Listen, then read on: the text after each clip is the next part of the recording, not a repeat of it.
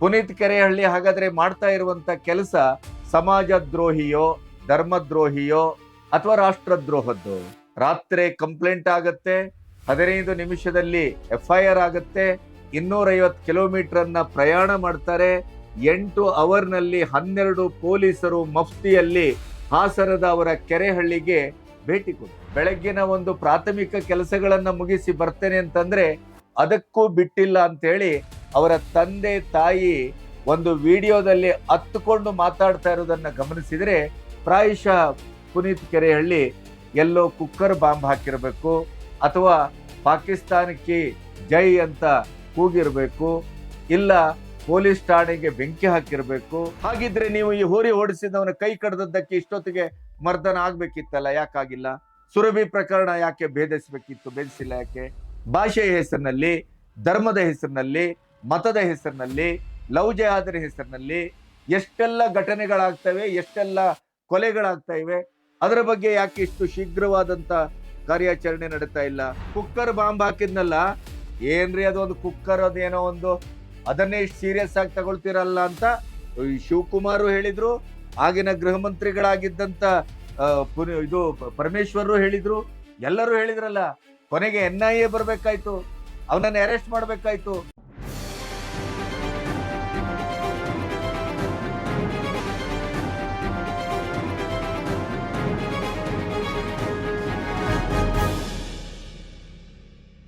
ನಮಸ್ತೆ, B Ganapati news ಚಾನೆಲ್ಗೆ ಸ್ವಾಗತ. ಕರ್ನಾಟಕದಲ್ಲಿ ಇವತ್ತು ಹಿಂದೂಗಳ ಹೃದಯವನ್ನ ಕಲಕುವ, ಹಿಂದೂ ಕಾರ್ಯಕರ್ತರನ್ನ ಅತ್ಯಂತ ಉದ್ವಿಗ್ನಕ್ಕೆ ತುತ್ತು ಮಾಡುವ, ಹಿಂದೂ ಮುಖಂಡರನ್ನ ಅತ್ಯಂತ ಆಕ್ರೋಶಿತವಾಗಿ ಬೀದಿಗಿಳಿಯಲಿಕ್ಕೆ ಕಾರಣವಾಗುವಂತ ಒಂದು ಘಟನೆ ನಡೆದಿದೆ. ಪುನೀತ್ ಕೆರೆಹಳ್ಳಿ ಅಂತ ಅಂದಾಗ್ಲೇನೆ ಅಕ್ರಮ ಬಾಂಗ್ಲಾ ವಲಸಿಗರ ವಿರುದ್ಧ, ಅಕ್ರಮ ಗೋ ಸಾಗಾಣಿಕೆಯ ವಿರುದ್ಧ, ಗೋ ಮಾಂಸವನ್ನ ಕಡಿದು ಮಾರ್ತಾ ಇರುವವರ ವಿರುದ್ಧ ಒಂದು ಹಂತದಲ್ಲಿ ಇಡೀಯದಾದ ಸನಾತನ ಧರ್ಮ ಮತ್ತು ಹಿಂದೂ ಧರ್ಮ, ಮುಖ್ಯವಾಗಿ ಗೋ ರಕ್ಷಣೆಯ ಅಭಿಯಾನದ ಒಂದು ಅಧ್ವೈರ್ಯವನ್ನ ವಹಿಸಿಕೊಂಡು ಜೀವದ ಹಂಗನ್ನ ತೊರೆದು ಕಂಡಲ್ಲಿ ಕೇಸು, ಕಂಡಲ್ಲಿ ಗಡಿಪಾರು, ಕಂಡಲ್ಲಿ ವಾಗ್ದಂಡನೆ, ಈ ರೀತಿಯ ಪ್ರತಿ ದಿನ ಕೂಡ ಸವಾಲುಗಳನ್ನ ಎದುರಿಸ್ತಾ ಪೊಲೀಸ್ ಸ್ಟೇಷನ್ಗೆ ಅಲೆದಾಡ್ತಾ ರಾಜ್ಯ ಸರ್ಕಾರದ ಕಣ್ಣಿನಲ್ಲಿ ಒಂದು ರೀತಿಯಲ್ಲಿ ರಾಷ್ಟ್ರ ವಿರೋಧಿ, ರಾಜ್ಯ ವಿರೋಧಿ, ಭಯೋತ್ಪಾದಕರ ರೀತಿಯಲ್ಲಿ ಕಂಡುಕೊಳ್ತಾ, ಕಾನೂನಿನ ಕುಣಿಕೆಯಿಂದ ತಪ್ಪಿಸ್ಕೊಳ್ತಾ, ಇಡೀ ಜೀವಮಾನವಿಡೀ ಹೋರಾಟದ ಕ್ಷಣಗಳಲ್ಲೇ ಕಳೆತಾ ಇರುವಂತವ್ರು ಯಾರಾದ್ರೂ ಇದ್ರೆ ಅದು ಕರ್ನಾಟಕದಲ್ಲಿ ಪುನೀತ್ ಕೆರೆಹಳ್ಳಿ. ಅವರ ಮಾತು, ಆಕ್ರೋಶ ಕೆಲವು ಸಾರಿ ಅದು ಅತಿಯಾದಂತ ಒಂದು, ಏನ್ ಹೇಳೋಣ ಅದಕ್ಕೆ, ಕಾನೂನೋ ಸಂವಿಧಾನವೋ ಸಹನೆಯೋ ಸಮನ್ವಯತೆಯೋ ಈ ಎಲ್ಲ ಗಡಿಗಳನ್ನ ಮೀರಿ ಅವರು ಮಾತಾಡ್ತಾರೆ, ಭಾಷೆ ಬಳಸ್ತಾರೆ ಅಂತ ಅನ್ನಿಸಬಹುದು. ಆದ್ರೆ ಆ ಪ್ರಕರಣಕ್ಕೆ, ಆ ಚೌಕಟ್ಟಿಗೆ, ಆ ಸಂದರ್ಭಕ್ಕೆ ತಕ್ಕಾಗಿ ಅದನ್ನ ಪರಾಮರ್ಶಿಸಿದ್ರೆ ಅವರ ಜಾಗದಲ್ಲಿ ಬೇರೆ ಯಾರೇ ಇದ್ರೂ ಕೂಡ ಅದೇ ರೀತಿ ಮಾತಾಡ್ತಾ ಇದ್ರೇನೋ ಅನ್ನುವಂತಹ ಒಂದು ಸಮಜಾಯಿಷಿ ಅಲ್ಲ, ಅದು ವಸ್ತುಸ್ಥಿತಿ ಅಂತಲೂ ಕೂಡ ಹೇಳಬೇಕಾಗುತ್ತೆ. ಪುನೀತ್ ಕೆರೆಹಳ್ಳಿ ಹಾಗಾದ್ರೆ ಮಾಡ್ತಾ ಇರುವಂತ ಕೆಲಸ ಸಮಾಜ ದ್ರೋಹಿಯೋ, ಧರ್ಮದ್ರೋಹಿಯೋ ಅಥವಾ ರಾಷ್ಟ್ರದ್ರೋಹದ್ದು?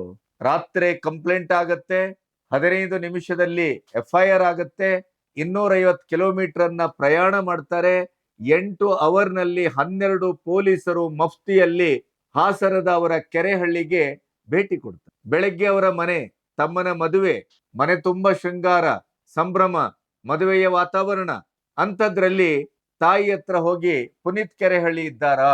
ಯಾರೋ ಸ್ನೇಹಿತರಿರ್ಬೇಕು, ಮದುವೆಗೆ ಬಂದವ್ರು ಇರ್ಬೋದು, ಇನ್ನೊಬ್ರು ಇರ್ಬೋದು, ಮಗ ಇದ್ದಾನೆ ಅಂತ ಕರೆದ್ರೆ ಹೊರಗೆ ಬರ್ತಾ ಇದ್ದ ಹಾಗೇನೆ ಕೋಳ ತೊಡಸ್ಲಿಕ್ಕೆ 12 ಪೊಲೀಸರು ಮುಂದಾಗ. ಬಾತ್ರೂಮ್ಗೆ ಹೋಗ್ಲಿಕ್ಕೆ ಬಿಡ್ತಾ ಇಲ್ಲ, ಮೂತ್ರ ಶಂಕೆಗೆ ಹೋಗ್ಲಿಕ್ಕೆ ಬಿಡ್ತಾ ಇಲ್ಲ, ಹಲ್ಲುಜ್ಜಿಕ್ಕೆ ಬಿಡ್ತಾ ಇಲ್ಲ. ಬೆಳಗ್ಗಿನ ಒಂದು ಪ್ರಾಥಮಿಕ ಕೆಲಸಗಳನ್ನ ಮುಗಿಸಿ ಬರ್ತೇನೆ ಅಂತಂದ್ರೆ ಅದಕ್ಕೂ ಬಿಟ್ಟಿಲ್ಲ ಅಂತ ಹೇಳಿ ಅವರ ತಂದೆ ತಾಯಿ ಒಂದು ವಿಡಿಯೋದಲ್ಲಿ ಹತ್ತುಕೊಂಡು ಮಾತಾಡ್ತಾ ಇರೋದನ್ನ ಗಮನಿಸಿದ್ರೆ ಪ್ರಾಯಶಃ ಪುನೀತ್ ಕೆರೆಹಳ್ಳಿ ಎಲ್ಲೋ ಕುಕ್ಕರ್ ಬಾಂಬ್ ಹಾಕಿರ್ಬೇಕು ಅಥವಾ ಪಾಕಿಸ್ತಾನಕ್ಕೆ ಜೈ ಅಂತ ಕೂಗಿರ್ಬೇಕು, ಇಲ್ಲ ಪೊಲೀಸ್ ಠಾಣೆಗೆ ಬೆಂಕಿ ಹಾಕಿರ್ಬೇಕು, ಅಥವಾ ಅವರು ಇನ್ಯಾವುದೋ ರಾಷ್ಟ್ರದ್ರೋಹದ ಕೆಲಸವನ್ನೋ ಭಯೋತ್ಪಾದಕ ಕೆಲಸವನ್ನೋ ಮಾಡಿರಬೇಕು. ಆದ್ರಿಂದ ಇಷ್ಟು ಶೀಘ್ರವಾಗಿ FIR ಹಾಕಿ ಓಡಿ 250 ಕಿಲೋಮೀಟರ್ ಪ್ರಯಾಣ ಮಾಡಿ ಅವರ ತಮ್ಮನ ಮದುವೆ ಅನ್ನುವಂತ ಒಂದು ಕನಿಷ್ಠ ಪ್ರಜ್ಞೆಯೂ ಇಲ್ಲದೇನೆ ನೋಟಿಸ್ ಅನ್ನು ಜಾರಿ ಮಾಡ್ದೇನೆ. ಇದಕ್ಕೆ ಏನ್ ಹೇಳ್ಬೇಕು ಹೇಳಿ? ಪುನೀತ ಇದಾನ ಅಂದ್ರು.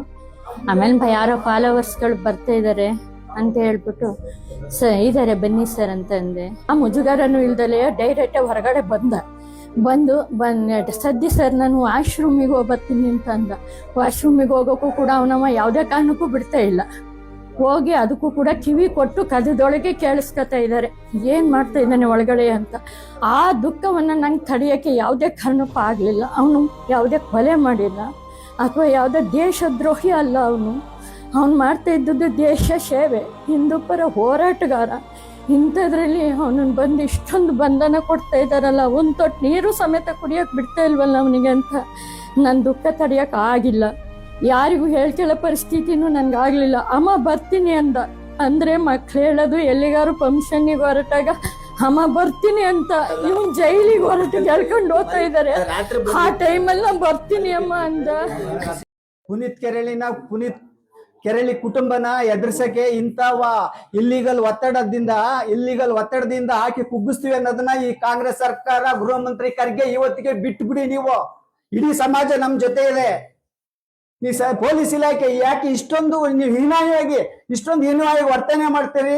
ನಮಗೇನು ಮಾಹಿತಿ ಇರಲ್ಲ, ನಾವು ಇಲ್ಲೇ ಖಂಡಿಸ್ಬೋದಿತ್ತು. ಆದ್ರೆ ನಾವಿಲ್ಲಿ ರೈತರಾಗಿ ಕೆಲಸ ಮಾಡ್ಕೊಂಡಿರೋದು ಏನು ಗೊತ್ತಿರಲ್ಲ ನಮಗೆ.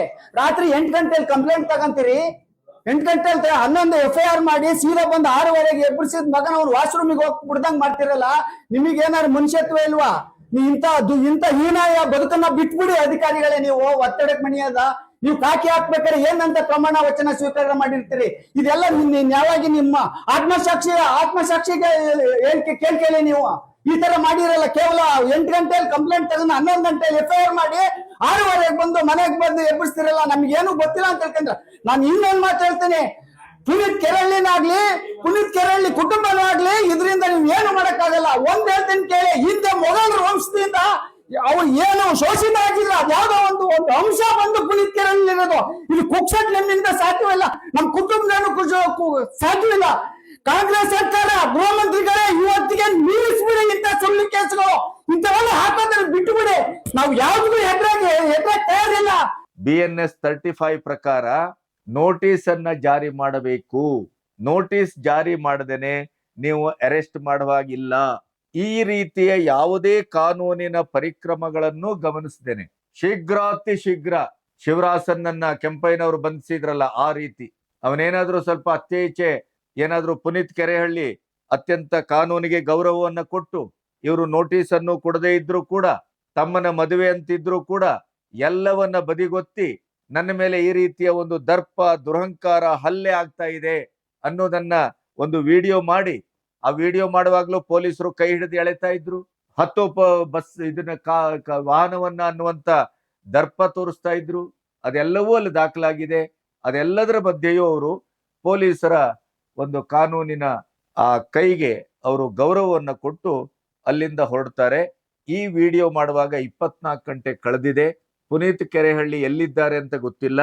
ಕುಮಾರಸ್ವಾಮಿ ಲೇಔಟಿನ ಪೊಲೀಸ್ ಸ್ಟೇಷನ್ ನಲ್ಲಿ ಕಂಪ್ಲೇಂಟ್ ಆದದ್ದು, ಆ ಕಂಪ್ಲೇಂಟ್ಗೆ ಪ್ರತಿಕ್ರಿಯೆಯನ್ನ ಮಾಡಿದ್ದು ಅದೇ ಸ್ಟೇಷನ್ ಅವರು. ಆದ್ರೆ ಅಲ್ಲಿ ಯಾರೇ ಕೂಡ ಚೇತನ್ ನಾಯ್ಕನಂತ ಮತ್ತೆ ಬಹಳ ಜನ ಹಿಂದೂ ಮುಖಂಡರು ಪುನೀತ್ ಕೆರೆಹಳ್ಳಿ ಅವರ ಮೇಲೆ ಯಾಕೆ, ಏನು, ಹೇಗೆ, ಈಗಾಗ್ಲೇನೆ ಸಮಾಜ ದ್ರೋಹಿಗಳು ಅವರ ಮೇಲೆ 50 ಲಕ್ಷದ ಸುಪಾರಿ ಕೊಟ್ಟು ಮುಖ ಮೂತಿ ನೋಡದೇನೆ ನಿನ್ನನ್ನ ಕೊಚ್ಚ ಹಾಕಿಸ್ತೇನೆ ಅನ್ನುವಂತ ಬೆದರಿಕೆ ಕೂಡ ಅವ್ರ ಮೇಲಿದೆ.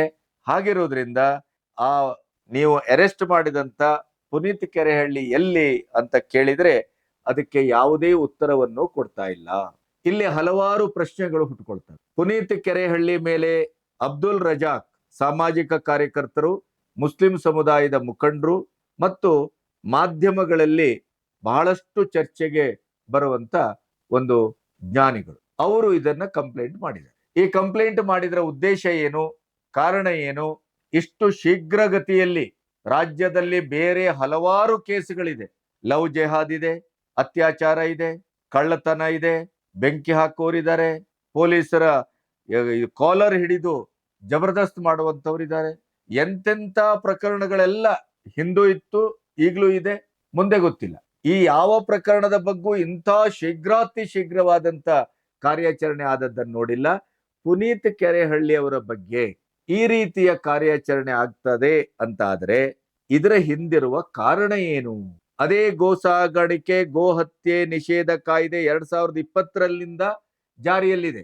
ಗೋ ಹತ್ಯೆ ಆಗ್ತಾ ಇದೆ ಅಂತ ಹೇಳಿ ಯಾರಾದ್ರೂ ತೋರ್ಸ್ಕೊಟ್ರೆ ಆ ತೋರ್ಸ್ಕೊಟ್ಟವ್ರ ಮೇಲೆನೆ ಕೇಸ್ ಆಗುತ್ತೆ. ಗೋ ಸಾಗಾಣಿಕೆ ಅತ್ಯಂತ ಅಮಾನುಷವಾಗಿ ಆಗ್ತಾ ಇದೆ ಅಂತ ಅದನ್ನ ಹಿಡಿದುಕೊಟ್ಟವ್ರ ಮೇಲೆ ಕೇಸ್ ಆಗುತ್ತೆ. ಬಾಂಗ್ಲಾ ವಲಸಿಗರು ಮೈಸೂರಿನ ಸ್ಟೇಷನ್ ಬಂದು ಮುಗಿ ಬೀಳ್ತಾ ಇದ್ದಾರೆ ಅಂತ ಯಾರಾದ್ರೂ ಹೇಳಿದ್ರೆ, ಅದನ್ನು ಪೊಲೀಸರಿಗೆ ತಿಳಿಸಿದ್ರೆ ಅವ್ರ ಮೇಲೆ ಕೇಸ್ ಆಗುತ್ತೆ. ಹಿಂದೂ ಕಾರ್ಯಕರ್ತರು ಮುಖಂಡರು ತಮ್ಮ ಮೇಲಿನ ಜೀವ ಬೆದರಿಕೆಗೋ ಅಥವಾ ಇನ್ನಿತರ ಹಲವಾರು ಕಾನೂನು ವಿರೋಧಿಯಾದಂತ ಚಟುವಟಿಕೆಗಳಿಗೆ ಸಂಬಂಧಪಟ್ಟು ಸಾಕ್ಷ್ಯಾಧಾರಗಳ ಸಮೇತ ಕಂಪ್ಲೇಂಟ್ ಮಾಡಿದ್ರೆ ಅದು 15-20 ದಿನ ತಿಂಗಳಾದ್ರೂ ಅದಕ್ಕೆ ಯಾವುದೇ ಸುದ್ದಿ ಇರುವುದಿಲ್ಲ, ಸುಖಾಲಿಲ್ಲ. ಅದು ಕಸದ ಬುಟ್ಟಿಗೆ ಹೋಗ್ತದೆ, NCR ಹಾಕಿ ಅದನ್ನು ಮುಗಿಸಲಾಗುತ್ತೆ. ಅದೇ ಈಗ ಅಬ್ದುಲ್ ರಜಾಕ್ ಅವರು ಕೊಟ್ಟಂತ ಕಂಪ್ಲೇಂಟು ಅವರು 8-9 ಗಂಟೆಗೆ ಕೊಟ್ರೆ ಅದನ್ನ 15 ನಿಮಿಷದಲ್ಲಿ ಅದಕ್ಕೆ FIR ಹಾಕಿ ರಾತ್ರಿ 10-11 ಗಂಟೆಗೆ ಹೊರಟು 250 ಕಿಲೋಮೀಟರ್ ದೂರ ಪ್ರಯಾಣಿಸಿ ಪುನೀತ್ ಕೆರೆಹಳ್ಳಿ ಅವರ ತಮ್ಮನ ಮದುವೆಯಂತ ಸಂಭ್ರಮದಲ್ಲಿ ಕೂಡ ಇರುವಾಗ ಅವರಿಗೆ ಯಾವುದೇ ನೋಟಿಸ್ ಅನ್ನು ಜಾರಿ ಮಾಡದೇನೆ ಸುಪ್ರೀಂ ಕೋರ್ಟಿನ ಆರ್ಡರ್ ಅನ್ನು ಕೂಡ ಉಲ್ಲಂಘಿಸಿ ಅವರನ್ನ ಅರೆಸ್ಟ್ ಮಾಡ್ತಾರೆ ಅಂತ ಆದ್ರೆ, ಅರೆಸ್ಟ್ ಮಾಡಿದ 24 ಗಂಟೆ ಕಳೆದ್ರೂ ಕೂಡ ಅವರನ್ನ ಕೋರ್ಟಿಗೆ ಹಾಜರು ಮಾಡಲಿಲ್ಲ ಅಂತ ಆದ್ರೆ ಇದ್ರ ಹಿಂದಿರುವಂತ ಕಾರಣಗಳೇನು? ಷಡ್ಯಂತ್ರ ಏನು? ಟಾರ್ಗೆಟೆಡ್ ಪುನೀತ್ ಕೆರೆಹಳ್ಳಿ ಅವರು ಏನೇ ಮಾಡಿದ್ರು, ಎಲ್ಲೇ ಹೆಜ್ಜೆ ಇಟ್ರು, ಏನೇ ಮಾತಾಡಿದ್ರು ಅವರನ್ನ ಕಾನೂನು ಮೂಲಕ ಅವರಿಗೆ ಕಿರುಕುಳವನ್ನೇ ಕೊಡಬೇಕು, ಅವರನ್ನ ಬಂಧಿಸಬೇಕು, ಅವ್ರಿಗೆ ವಾಗ್ದಂಡನೆ ಹಾಕಬೇಕು, ಅವರನ್ನ ಗಡಿಪಾರು ಮಾಡಬೇಕು, ಈ ತರದ ಒಂದು ಪಣವನ್ನೇನಾದ್ರೂ ತೊಟ್ಟಿದ್ದಾರ? ಅಲ್ಪಸಂಖ್ಯಾತ ಸಮುದಾಯದ ಎಲ್ಲಾ ಕೇಸುಗಳು ತಕ್ಷಣ ರಿಜಿಸ್ಟರ್ ಆಗ್ತವೆ, ತಕ್ಷಣ FIR ಆಗ್ತದೆ, ತಕ್ಷಣ ಕಾರ್ಯಾಚರಣೆಗೆ ಮುಂದಾಗ್ತಾರೆ ಪೊಲೀಸರು ಅಂತಾದ್ರೆ ಹಿಂದೂ ಕಾರ್ಯಕರ್ತರು ಮಾಡಿರುವ ತಪ್ಪೇನು? ಹಿಂದೂ ಮುಖಂಡರಿಗೆ, ಹಿಂದೂ ಕಾರ್ಯಕರ್ತರಿಗೆ, ಗೋರಕ್ಷಕರಿಗೆ, ಧರ್ಮರಕ್ಷಕರಿಗೆ ಹಾಗಾದ್ರೆ ಸಂವಿಧಾನ, ಕಾನೂನು, BNS ಇವೆಲ್ಲವೂ ಪ್ರತ್ಯೇಕವಾಗಿದೆಯಾ?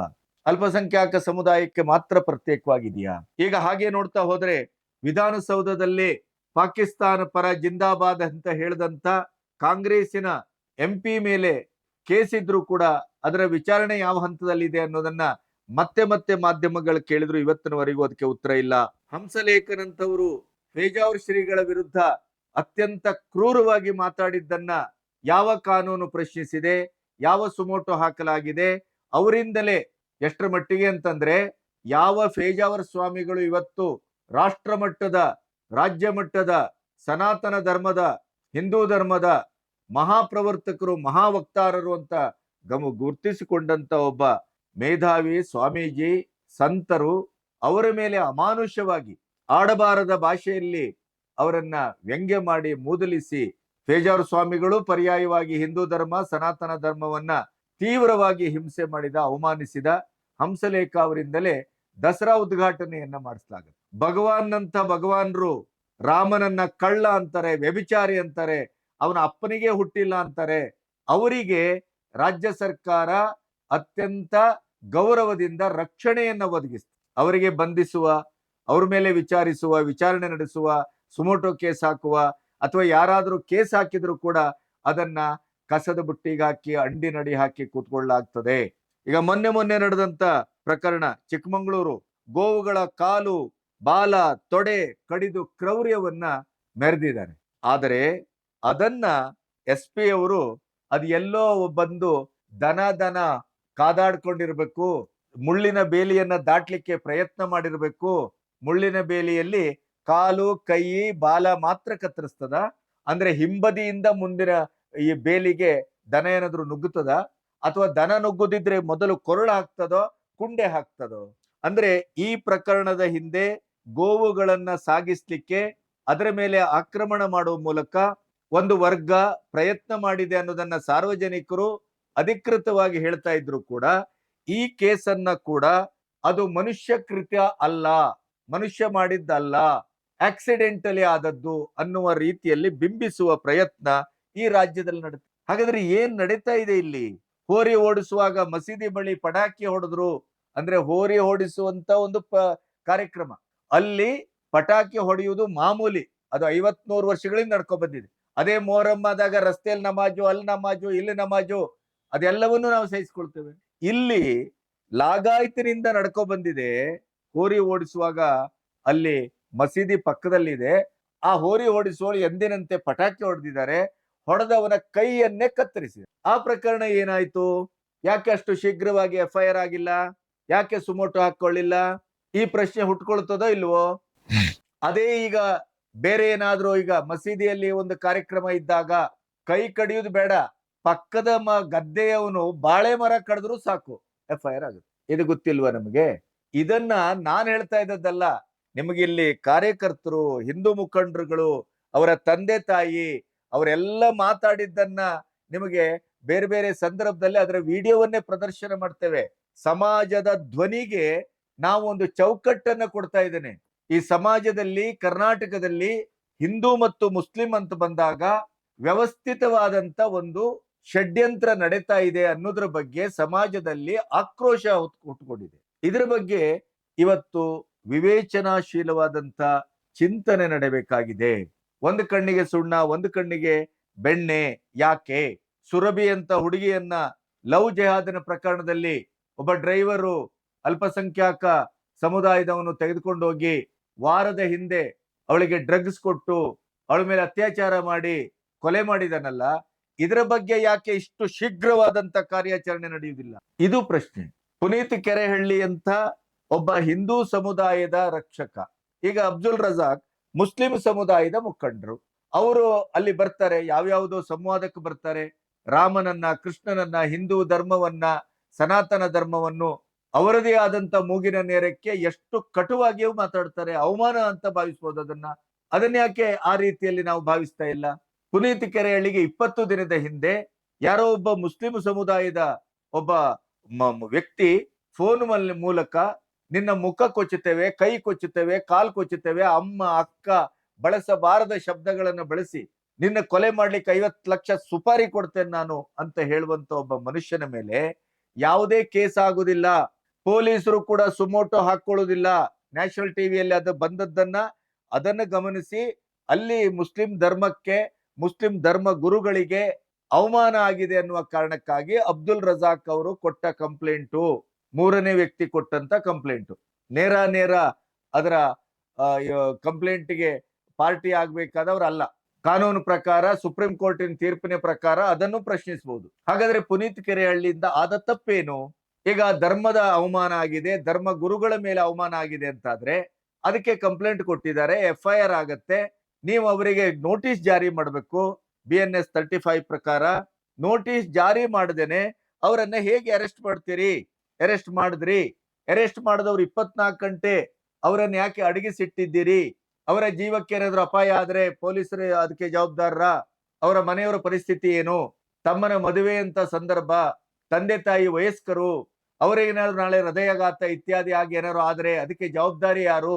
ಅಷ್ಟಕ್ಕೂ ಅಂತ ದೇಶದ್ರೋಹಿ ಕೆಲಸವನ್ನೇ ಅವ್ರು ಮಾಡಿದ್ದು. ಧರ್ಮದ್ರೋಹ, ಜಾತಿ ದ್ರೋಹ ಅಥವಾ ಧರ್ಮ ಗುರುಗಳ ದ್ರೋಹ ಅಂತ ಆದ್ರೆ ಭಗವಾನ್ರನ್ನ ಯಾಕೆ ಅಲೆಲಿಕ್ಕೆ ಬಿಟ್ಟಿದ್ದೀರಿ? ಫೇಜಾವರ್ರ ಮೇಲೆ ಇಂತ ಅತ್ಯಂತ ಅಮಾನುಷವಾದ ಶಬ್ದಗಳಲ್ಲಿ ಅವಹೇಳನ ಮಾಡದಂತ ಹಂಸಲೇಖ ಅವರನ್ನ ನೀವು ಉದ್ಘಾಟನೆಗೆ ಕರಿತೀರಲ್ಲ, ಅದಕ್ಕೆ ಯಾವ ನ್ಯಾಯ, ಯಾವ ಸಮರ್ಥನೆ? ಎಲ್ಲರಿಗೂ ಕಾನೂನು ಒಂದೇ ಆಗಿ ಯಾಕೆ ಪರಿಣಾಮ ಆಗುದಿಲ್ಲ? ಇದು ಕಾರ್ಯಕರ್ತರ, ಮುಖಂಡರ ಪ್ರಶ್ನೆ, ಹಿಂದೂ ಸಮಾಜದ ಪ್ರಶ್ನೆ. ಪುನೀತ್ ಕೆರೆಹಳ್ಳಿ ಅವರು ಮಾಡ್ತಾ ಇರುವಂತ ಕೆಲಸಗಳೇನು?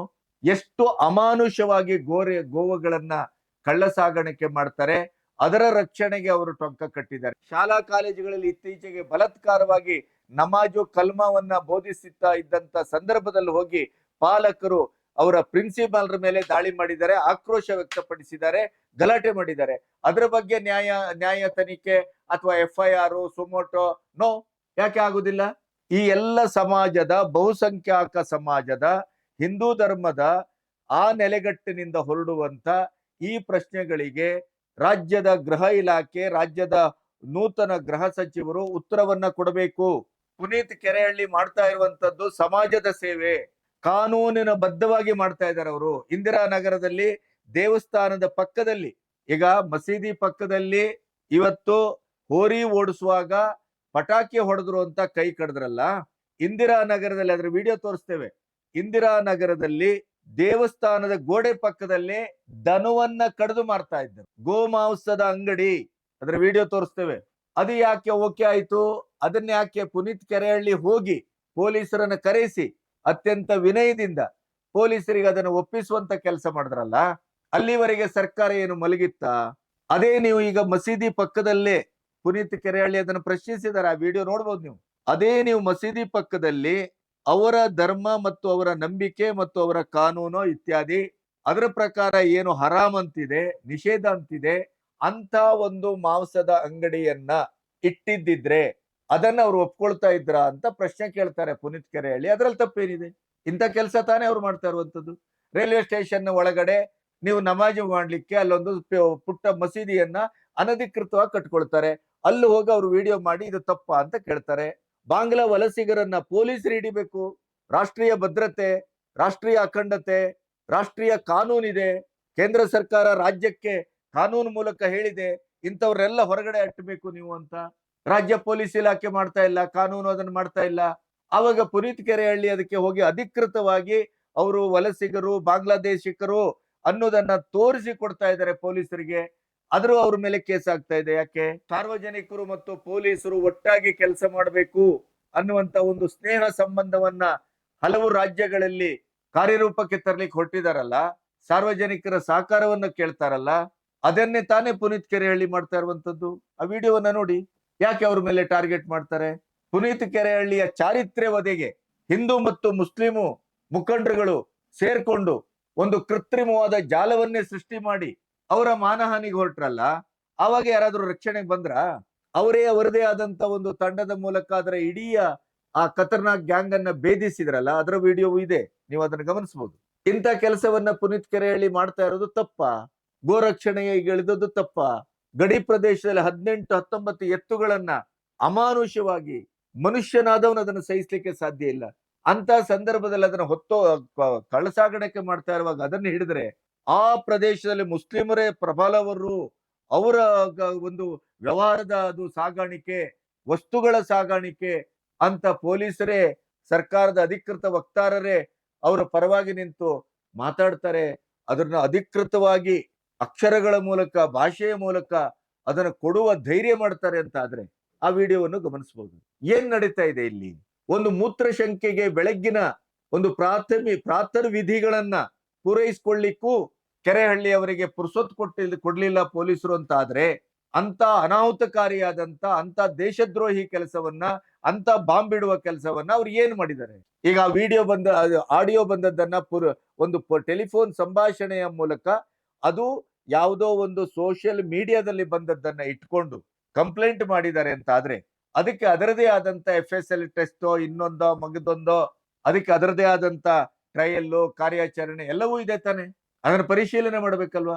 ಪುನೀತ್ ಕೆರೆಹಳ್ಳಿ ಅಷ್ಟು ಆಕ್ರೋಶಿತರಾಗಿ ಒಂದು ಧರ್ಮ ನಿಂದನೆಯೋ, ಧರ್ಮ ಗುರುಗಳ ಮೇಲೆ ನಿಂದನೆಯೋ ಮಾಡಿದ್ದಾರೆ ಅಂತ ಆದ್ರೆ, ಅದಕ್ಕೆ ಪ್ರವೋಕ್ ಮಾಡದಂತ ವ್ಯಕ್ತಿ ಯಾವ ರೀತಿ ವರ್ತಿಸಿದ್ದಾನೆ ಅನ್ನೋದನ್ನು ಕೂಡ ಯೋಚನೆ ಮಾಡ್ಬೇಕಲ್ಲ. ಈ ಒನ್ ಸೈಡೆಡ್ ಯಾಕೆ? ಪ್ರತಿಯೊಂದು ಕೇಸನ್ನು ಇಷ್ಟೇ ಶೀಘ್ರವಾಗಿ ಗಮನಿಸ್ತಾರ? ಲವ್ ಜಿಹಾದ್ ಬಗ್ಗೆ ಇದೇ ರೀತಿಯ ಒಂದು ತ್ವರಿತವಾದಂತ ಕಾರ್ಯಾಚರಣೆ ನಡೀತದ? ಹಾಗಿದ್ರೆ ನೀವು ಈ ಹೋರಿ ಓಡಿಸಿದವನ ಕೈ ಕಡ್ದದ್ದಕ್ಕೆ ಇಷ್ಟೊತ್ತಿಗೆ ಮರ್ದನ ಆಗ್ಬೇಕಿತ್ತಲ್ಲ, ಯಾಕಾಗಿಲ್ಲ? ಸುರಭಿ ಪ್ರಕರಣ ಯಾಕೆ ಭೇದಿಸಿಲ್ಲ ಯಾಕೆ?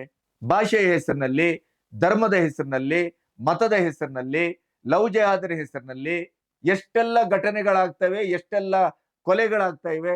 ಅದರ ಬಗ್ಗೆ ಯಾಕೆ ಇಷ್ಟು ಶೀಘ್ರವಾದಂತ ಕಾರ್ಯಾಚರಣೆ ನಡೀತಾ ಇಲ್ಲ? ಗೋ ಹತ್ಯೆ ನಿಷೇಧ ಜಾರಿಯಲ್ಲಿರುವಾಗ ಕಳ್ಳ ಸಾಗಾಣಿಕೆಯನ್ನ ಹಿಡಿದು ಪೊಲೀಸರಿಗೆ, ಈಗ ಅವರೇ ಹಿಡಿದ್ರು, ಅವರೇ ಬಾರಿಸಿದ್ರು, ಅಲ್ಲಿ ಹೊಡೆದ್ರು ಬಡದ್ರು ಮಾಡಿದ್ರೆ, ನೀವು ಪುನೀತ್ ಕೆರೆಹಳ್ಳಿ ಎಲ್ಲ ಯಾವ ಕೆರೆಹಳ್ಳಿ ಆಗ್ಲಿ ತೆಗೆದು ಒಳಗಾಕಿ ಅವರು ಪೊಲೀಸರಿಗೆ ಫೋನ್ ಮಾಡ್ತಾರೆ, ಪೊಲೀಸರನ್ನ ಕರೀತಾರೆ, ಇಲ್ಲಿ ಈ ರೀತಿ ನಡೀತಾ ಇದೆ ನೋಡಿ ಅಂತಾರೆ. ಕೊನೆಗೆ ಪೊಲೀಸರಿಗೆ ಅದನ್ನ ಒಪ್ಪಿಸ್ತಾರೆ. ನಾನು ಕಂಡ ಹಾಗೆ ಅವರ ವಿಡಿಯೋಗಳನ್ನ ಇತ್ಯಾದಿಗಳನ್ನ ಎಲ್ಲ ಗಮನಿಸಿದ್ರೆ ಎಲ್ಲಿಯೂ ಅವರು ಮ್ಯಾನ್ ಹ್ಯಾಂಡಲ್ ಮಾಡಿಲ್ಲ, ಎಲ್ಲಿಯೂ ಅವರು ನೇರವಾಗಿ ಕೊರಳಿಗೆ ಕೈ ಹಾಕಿಲ್ಲ, ಕಾನೂನನ್ನ ಕೈ ತೆಗೆದುಕೊಳ್ಳಿಲ್ಲ. ಅವರಿಗೆ ನಿನ್ನ ಅಮ್ಮ ಅಮ್ಮ ಅಂತ ಬೈದಾಗ ಅವರು ಅದೇ ಭಾಷೆಯಲ್ಲಿ ಬೈದಿದ್ದಾರೆ. ಶತಂ ಪ್ರತಿ ಶಾಟ್ಯಂ, ಅದು ತಪ್ಪ? ಎದುರುಗಡೆ ಇದ್ದವನು ತಪ್ಪಾಗಿ ಬೈದದ್ದನ್ನ ಅದು ತಪ್ಪು ಅಂತ ಹೇಳ್ಬೇಕು? ಪುನೀತ್ ಕೆರೆಹಳ್ಳಿ ತಪ್ಪು ಮಾತಾಡಿದೆ ಅಂತಾದ್ರೆ ಅವನು ಮಾತಾಡಿದ್ದು ತಪ್ಪು, ಇಬ್ಬರ ಮೇಲೆ ಆಕ್ಷನ್ ತಗೋಬೇಕು. ಅಬ್ದುಲ್ ರಜಾಕ್ನಂತ ಒಬ್ಬ ಸಾಮಾಜಿಕ ಕಾರ್ಯಕರ್ತರಿಗೂ ನಾನು ಹೇಳುದು ಇದನ್ನೇ, ನೀವು ಸಾಮಾಜಿಕ ನ್ಯಾಯ, ಸಮನ್ವಯತೆ, ಹಿಂದೂ ಮುಸ್ಲಿಂ ಭಾತೃತ್ವ ಇವನ್ನೆಲ್ಲ ನೀವು ಬಯಸ್ತೀರಿ, ಮಾತಾಡ್ತೀರಿ ಅಂತ ಆದ್ರೆ, ನಿಜವಾಗಿಯೂ ನಿಮ್ಮ ಧ್ಯೇಯ ಧೋರಣೆ ಅದೇ ಅಂತಾದ್ರೆ, ಧ್ರುವರಾಟೆ ಅಂತವರು ರಾಮ ಸೀತೆ ವನವಾಸದಲ್ಲಿದ್ದಾಗ ಕುಡಿತಾ ಇದ್ರು, ಧನುರ್ಮಾಂಸ ತಿಂತಾ ಇದ್ರು, ಅಂತದ್ದಿದ್ರು ಇಂಥದ್ದಿದ್ರು ಅಂತ ಮಾಡ್ತಾರೆ. ಇವತ್ತು ಸುಪ್ರೀಂ ಕೋರ್ಟ್ ತಪರಾಕಿ ಕೊಟ್ಟಿದೆ, ಅದು ಪ್ರಶ್ನೆ ಬೇರೆ.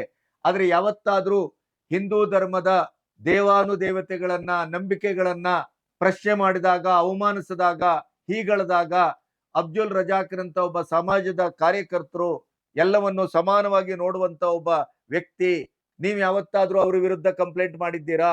ಇದೇ ಅಬ್ದುಲ್ ರಜಾಕ್ನಂತವರು ಪುನೀತ್ ಕೆರೆಹಳ್ಳಿಗೆ ಅವಾಚ್ಯ ಶಬ್ದಗಳನ್ನು ಅವರ ಅಪ್ಪ ಅಮ್ಮನನ್ನು ತೆಗೆದುಕೊಂಡು ಬೈದಾಗ ಆ ಬೈದವ್ರ ಮೇಲೆ ಯಾಕೆ ಕಂಪ್ಲೇಂಟ್ ಮಾಡಿಲ್ಲ? ಇದು ನ್ಯಾಯದ ತಕ್ಕಡಿ.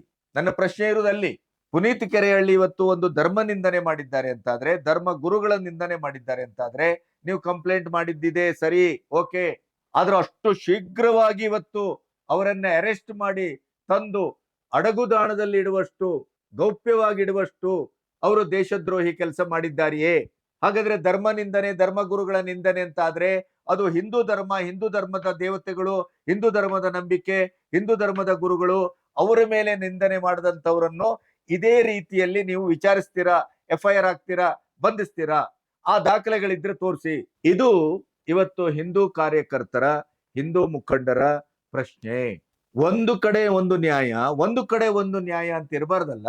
ಕಾನೂನು ಒಂದೇ ಇರುವುದು, BNS ಒಂದೇ ಇರುವುದು, ಸಂವಿಧಾನ ಒಂದೇ ಇರುವುದು, ನ್ಯಾಯಾಂಗ ಅಂತ ಇದ್ರೆ ಅದು ಎಲ್ಲರಿಗೂ ಒಂದೇ. ಪುನೀತ್ ಕೆರೆಹಳ್ಳಿಗೆ ಮಾತ್ರ ಯಾಕೆ ಟಾರ್ಗೆಟ್ ಮಾಡ್ತಾರೆ ಪ್ರತಿ ಸರಿ? ದಿನಕ್ಕೆ 15 ಕೇಸು, ದಿನಕ್ಕೆ 20 ಕೇಸು, ಅವ್ರ ಮೇಲೆ ಕೇಸ್ ಹಾಕಿದಾಗ 12 ಪೊಲೀಸರು, 250 ಕಿಲೋಮೀಟರ್ ಪ್ರಯಾಣ, ಬೆಳಗ್ಗೆ ಹಲ್ಲುಜ್ಲಿಕ್ಕೂ ಬಿಡದೇನೆ ಅವರನ್ನು ಅರೆಸ್ಟ್ ಮಾಡುವಂತ ಜರೂರತ್ ಏನಿದೆ? ತರಾತುರಿ ಏನಿದೆ? ಕುಕ್ಕರ್ ಬಾಂಬ್ ಹಾಕಿದ್ನಲ್ಲ, ಏನ್ರಿ ಅದೊಂದು ಕುಕ್ಕರ್, ಅದೇನೋ ಒಂದು, ಅದನ್ನೇ ಇಷ್ಟು ಸೀರಿಯಸ್ ಆಗಿ ತಗೊಳ್ತಿರಲ್ಲ ಅಂತ ಶಿವಕುಮಾರ್ ಹೇಳಿದ್ರು, ಆಗಿನ ಗೃಹ ಮಂತ್ರಿಗಳಾಗಿದ್ದಂತ ಇದು ಪರಮೇಶ್ವರ್ ಹೇಳಿದ್ರು, ಎಲ್ಲರೂ ಹೇಳಿದ್ರಲ್ಲ. ಕೊನೆಗೆ NIA ಬರ್ಬೇಕಾಯ್ತು, ಅವನನ್ನ ಅರೆಸ್ಟ್ ಮಾಡ್ಬೇಕಾಯ್ತು. ದೇಶದಲ್ಲಿ 28ಕ್ಕೂ ಹೆಚ್ಚು ಭಯಾನಕ ಕೃತ್ಯಗಳಿಗೆ ಅವನು ಸಂಚು ರೂಪಿಸಿದ್ದ ಅನ್ನೋದನ್ನ ಹೊರಗಡೆ ಎಡಗಬೇಕಾಯ್ತು. ಯಾಕೆ ಅವತ್ತಿಷ್ಟು ಶೀಘ್ರವಾಗಿ ಯೋಚನೆ ಮಾಡಿಲ್ಲ? ಇದೇ ಈಗ ಬೆಳಗಾವಿಯಲ್ಲಿ ಬಂಧಿಸಿದಂತ ದೇಶದ್ರೋಹಿ ಭಯೋತ್ಪಾದಕನ ಜಾಲವನ್ನ ಒಂದೊಂದಾಗಿ ಹೊರಗಡೆ ಇಡ್ತಾ ಇದ್ರೆ ಎಂತ ಭಯಾನಕವಾಗಿದೆ ಅದು ನಮ್ಮವ್ರು ಕಾಣ್ಲಿಲ್ಲ. ಇಡೀ ಡ್ರಗ್ ಪೆಡ್ಲರ್ಸು, ಡ್ರಗ್ಸ್ ಗಳನ್ನ ತಯಾರು ಮಾಡುವ ಕಾರ್ಖಾನೆಗಳು ಇಡೀ ಕರ್ನಾಟಕದಲ್ಲಿ ಅತ್ಯಂತ ಹೆಚ್ಚು ಇದೆ ಅನ್ನೋದನ್ನ ಕಂಡಿಡಿದು ಅದರ ಮೇಲೆ ರೈಡ್ ಮಾಡಿ ಅದನ್ನ ವಶಕ್ಕೆ ಪಡೆದದ್ದು ಯಾರು? ಮಹಾರಾಷ್ಟ್ರ ಪೊಲೀಸರು. ಆವಾಗ್ಲೇ ಸಿದ್ದರಾಮಯ್ಯನವರು ಹೇಳಿದ್ರು, ನಮ್ಮ ಪೊಲೀಸ್ ಇಲಾಖೆಗೆ ನಾಚಿಕೆ ಆಗ್ಬೇಕು ಅಂತ ಸಿದ್ದರಾಮಯ್ಯನವರೇ ಸ್ವತಃ ಹೇಳಿದ್ದು. ಅದರ ಮೇಲೆ ಶೀಘ್ರ ಕಾರ್ಯಾಚರಣೆ ಇಲ್ಲ. ಯಾಕೆ? KJಹಳ್ಳಿ DJ ಹಳ್ಳಿಯ ದಾಳಿಕೋರನ್ನ, ಬೆಂಕಿ ಹಾಕದವರನ್ನ ಅಮಾಯಕರು ಅಂದ್ರಿ. ಮೈಸೂರಿನ ಉದಯಗಿರಿಯಲ್ಲಿ ಅವನು ಡ್ರೈ ಫ್ರೂಟ್ಸ್ ಮಾರ್ತಾ ಇದ್ದ ಒಬ್ಬ ಹಿಂದೂ, ಅಲ್ಲಿ ಕೆಲಸಕ್ಕಿದ್ದವ್ರು ಮತ್ತು ಮುಸ್ಲಿಮರು. ಆದ್ರೆ ಏನಾಯ್ತು? ಅವನ ಡ್ರೈ ಫ್ರೂಟ್ಸ್ ಅಂಗಡಿಯ ಜನಪ್ರಿಯತೆಯನ್ನ ಸಹಿಸಿಕೊಳ್ಳಿಕ್ ಆಗದೇನೆ ಅವ್ರ ಮೇಲೆ ಯಾವ ರೀತಿ ದಾಳಿ ಮಾಡಿದ್ರು? ಸಾವಿರಾರು ಜನ. ಏನ್ ಮಾಡಿದ್ರಿ ಆ ಕೇಸನ್ನ? ಇದೇ ರೀತಿ ಶೀಘ್ರಗತಿಯಲ್ಲಿ ಅದನ್ನು ವಿಚಾರಿಸಿದ್ರೇನು? ಲಾಡ್ಲಿ ಮಸೀದಿಯ ಮೇಲೆ ಎಂತ ಆಕ್ರಮಣ, ಎಂತ ಪ್ರಕರಣ ಅದು! 52 ಪ್ರಕರಣಗಳನ್ನ ವಾಪಸ್ ತೆಗೆದುಕೊಳ್ಳಿಕ್ಕೆ ಸಂಪುಟದಲ್ಲಿ ತೀರ್ಮಾನ ಮಾಡಿದ್ರೆ ಹೈಕೋರ್ಟ್ ತಪರಾಕಿ ಹೊಡೆಯಿತು. ಉದ್ದಕ್ಕೂ ನಿಮ್ಮ ಇಡೀ ಕಾರ್ಯಾಚರಣೆ ಒನ್ ಸೈಡೆಡ್ ಆಗಿ ಕಾಣ್ತಾ ಇದೆ. ಯಾಕೆ? ಇದು ಪ್ರಶ್ನೆ. ಇದನ್ನೇ ಪ್ರಶ್ನಿಸ್ತಾ ಇದ್ದಾರೆ ಇಡೀ ಹಿಂದೂ ಸಮಾಜ, ಇಡೀ ಹಿಂದೂ ಕಾರ್ಯಕರ್ತರು, ಹಿಂದೂ ಮುಖಂಡರುಗಳು ಇದನ್ನೇ ಪ್ರಶ್ನಿಸ್ತಾ ಇರುವಂತದ್ದು. ಪುನೀತ್ ಕೆರೆಹಳ್ಳಿಯನ್ನ ನೀವು ಟಾರ್ಗೆಟ್ ಮಾಡುವಷ್ಟು ಇಲ್ಲಿ ಜೆಹಾದಿ ಚಟುವಟಿಕೆಗಳನ್ನು ಮಾಡುವ, ಲವ್ ಜೆಹಾದ್ಗಳನ್ನು ಮಾಡುವ, ಪಾಕಿಸ್ತಾನದ ಪರವಾಗಿ ಘೋಷಣೆಯನ್ನ ಕೂಗುವ, ಶಾಲಾ ಕಾಲೇಜುಗಳಲ್ಲಿ ಹೋಗಿ ಬಲಾತ್ಕಾರವಾಗಿ ನಮಾಜ್ ಮಾಡಿಸುವ, ಕಲ್ಮಾ ಓದಿಸುವ ಅವರ ಮೇಲೆ ಯಾಕೆ ಈ ರೀತಿಯ ಶೀಘ್ರವಾದ ಕಾರ್ಯಾಚರಣೆ ಆಗ್ತಾ ಇಲ್ಲ? ಬಾಂಗ್ಲಾ ನುಸುಳುಕೋರರನ್ನ ಕಂಡು ಕಾಣದ ಹಾಗೆ ಕಣ್ಣು ಮುಚ್ಚಿಕೊಂಡು ತಿರುಗಾಡ್ತಾ ಇದೆ ಪೊಲೀಸ್ ಇಲಾಖೆ. ಯಾಕೆ? ಇದು ಹಿಂದೂ ಕಾರ್ಯಕರ್ತರ, ಹಿಂದೂ ಮುಖಂಡರುಗಳ ಪ್ರಶ್ನೆ.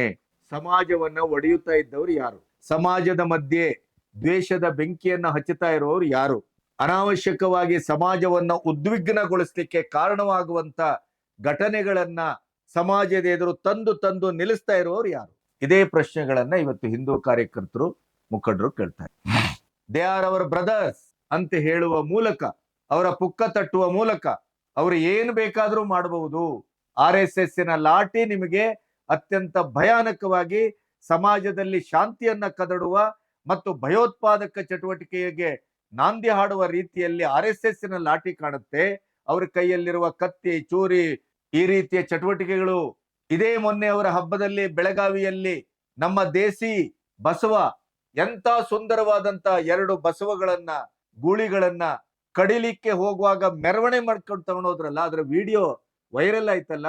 ಅದರ ಮೇಲೆ ಏನ್ ಆಕ್ಷನ್ ತಗೊಳ್ಳಿತ್ತು ಈ ರಾಜ್ಯ ಸರ್ಕಾರ? ಏನ್ ಆಕ್ಷನ್ ತಗೊಳ್ತು? ಗೋಹತ್ಯೆ ನಿಷೇಧ ಕಾನೂನು ಜಾರಿಯಲ್ಲಿದ್ದ ರಾಜ್ಯ ತಾನೇ ಇದು.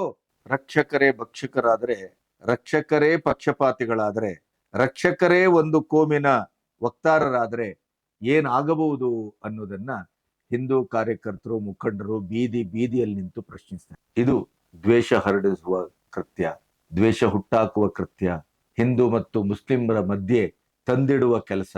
ನೀವು ಎಲ್ಲರಿಗೂ ಸಮಾನವಾಗಿ ನ್ಯಾಯವನ್ನು ಹಂಚಿದ್ರೆ, ಪಟ್ಟಿಂಗರು ಯಾವ ಧರ್ಮದಲ್ಲೂ ಇರ್ತಾರೆ, ಯಾವ ಮತದಲ್ಲೂ ಇರ್ತಾರೆ. ಸಮಾಜ ದ್ರೋಹಿಗಳು ಎಲ್ಲ ಮತದಲ್ಲೂ ಇರ್ತಾರೆ, ಯಾವ ಧರ್ಮದಲ್ಲೂ ಇರ್ತಾರೆ. ನೀವು ಸಮಾಜ ದ್ರೋಹಿಗಳನ್ನ ದ್ರೋಹಿಗಳು ಅಂತ ಮಾತ್ರ ನೋಡಿ, ಪಟ್ಟಿಂಗರನ್ನ ಪಟ್ಟಿಂಗರು ಅಂತ ಮಾತ್ರ ನೋಡಿ, ದೇಶದ್ರೋಹಿಗಳನ್ನ ದೇಶದ್ರೋಹಿಗಳು ಅಂತ ಮಾತ್ರ ನೋಡಿ. ಆವಾಗ ಎಲ್ಲವೂ ಸರಿ ಹೋಗುತ್ತೆ.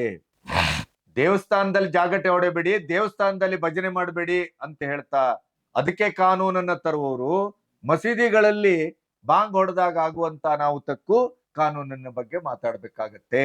ಸಮಾನತೆಯಿಂದ ನೋಡಿ, ಇದು ನಮ್ಮ ಪ್ರಶ್ನೆ. ಪ್ರತಿ ಒಂದನ್ನು ಎರಡನ್ನು ಸಮಾನವಾಗಿ ನೋಡಿ, ಯಾಕೆ ಟಾರ್ಗೆಟೆಡ್ ಆಗಿ ನೋಡ್ತೀರಿ ಅನ್ನುವಂತ ಪ್ರಶ್ನೆ. ಪುನೀತ್ ಕೆರೆಹಳ್ಳಿಯವರ ಬಂಧನ, ಪುನೀತ್ ಕೆರೆಹಳ್ಳಿಯವರ ಬಂಧನದ ತರಾತುರಿ, ಪುನೀತ್ ಕೆರೆಹಳ್ಳಿಯವರನ್ನ ಬಂಧಿಸಿದ ರೀತಿ, ಇದು ಅತ್ಯಂತ ಆತಂಕಕಾರಿಯಾಗಿ ಇಡೀ ಸಮಾಜವನ್ನ ಹುರಿಗೊಳಿಸ್ತಾ ಇದೆ, ಧ್ರುವೀಕರಣಗೊಳಿಸ್ತಾ ಇದೆ, ಆಕ್ರೋಶಗೊಳಿಸ್ತಾ ಇದೆ. ಇದಕ್ಕೆ ಈ ಸರ್ಕಾರದ, ಈ ಪೊಲೀಸ್ ಇಲಾಖೆಯ ನಡೆ, ನುಡಿ, ರೀತಿ, ನೀತಿ, ಕಾರ್ಯಾಚರಣೆಯೇ ಕಾರಣ ಅನ್ನೋದು ಇಡೀ ಸಮಸ್ತ ಹಿಂದೂ ಸಮಾಜದ ಒಕ್ಕೊರಲಿನ ಆಕ್ಷೇಪ, ಪ್ರಶ್ನೆ. ಇಲ್ಲಿಯವರೆಗೆ ನನ್ನ ಚಾನೆಲ್ ಅನ್ನ ಸಬ್ಸ್ಕ್ರೈಬ್ ಮಾಡದೇ ಇದ್ರೆ ಸಬ್ಸ್ಕ್ರೈಬ್ ಮಾಡಿ, ಬೆಲ್ ಐಕಾನ್ ಒತ್ತಿ, ಶೇರ್ ಮಾಡಿ. ಅದರ ಜೊತೆ ಸ್ವತಂತ್ರ ಪತ್ರಿಕೋದ್ಯಮಕ್ಕೆ ಆರ್ಥಿಕವಾಗಿ ಬೆಂಗಾವಲಾಗಿ ನಿಮ್ಮ ಪ್ರಾಮಾಣಿಕ ಅನಿಸಿಕೆಯನ್ನ, ಕಮೆಂಟ್ಗಳನ್ನ ಇಲ್ಲಿ ದಾಖಲಿಸಿ. ನಮಸ್ತೆ.